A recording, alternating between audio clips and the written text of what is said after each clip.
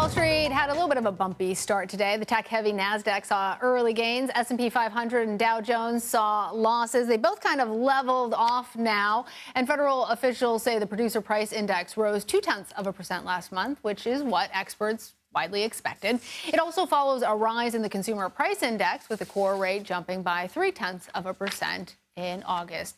CBS News contributor Javier David joins me now in Studio 57 to talk about all the ennui that we are feeling currently in Wall Street. So, Javier, what do these numbers actually mean? Why did the markets respond actually in the way that they did? Good. First of all, good SAT word there, ennui. All right. Congrats. Yeah, it's kind of like a mirror image today that what we saw yesterday in the consumer prices. It's a little bit of a mix of good, bad, the ugly. The headline, spot on expectations, pretty apparent. This is a really good number.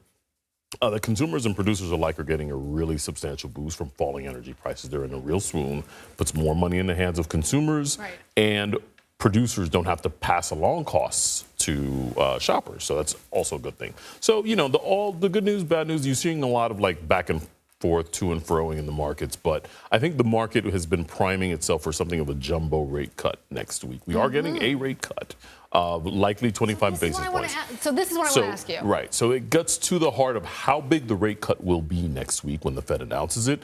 It should be that the Fed is going to lay the groundwork for a sustained campaign. They're not going to say when they're going to cut. They're not going to say how much they're going to cut, but they're certainly going to cut, and it will be over time. But the market over the last several sessions has been sort of talking itself into this idea that the Fed could cut 50 basis points, hence the jumbo. Right. But I think that would actually freak the market out, because it would create the impression that the Fed saw something that the markets don't see. The jobs market is softer and growth is softer, but we're not falling off. So you don't think cliff. that they would celebrate 0.5? You think it's still going to be 0.25 and sustain, which is the smart money is on a 25. Yes, yes, okay. So absolutely. this isn't really. This is all the numbers that we expected, and so what's going to happen is what we've all predicted.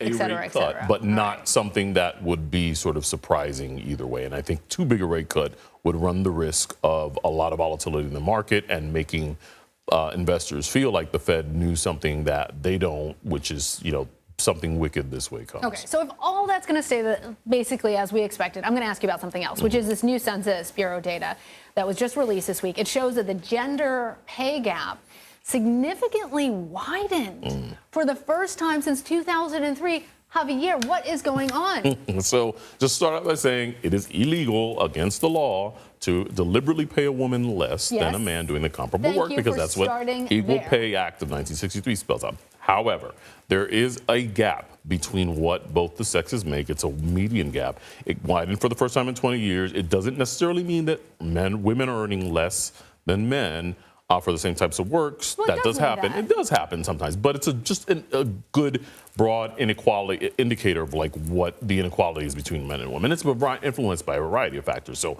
childcare is a big deal. Like a lot of these jobs are female dominated. A lot of these women are parents. They have to take time off.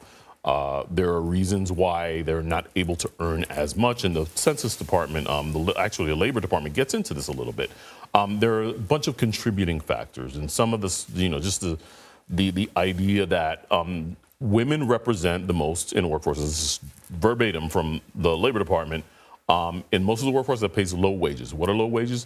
Hourly wages. Hourly, you can't, when you got to take time off, you can't call in PTO, you can't call in sick day. It means that you're going to earn less than a man. And if you're your parent and your kid calls out for school, or you've got to go to the school for a specific reason, that responsibility tends to fall on the mother. Yes. Disproportionately. Yes. So let me make sure I understand what this data actually measures so that our viewers can also understand this. It isn't actually same job, this is how much men are making, this is how much women are making, but for men and women in the workforce, this is the aggregate average or median. Right, it's the median of what men and women are making.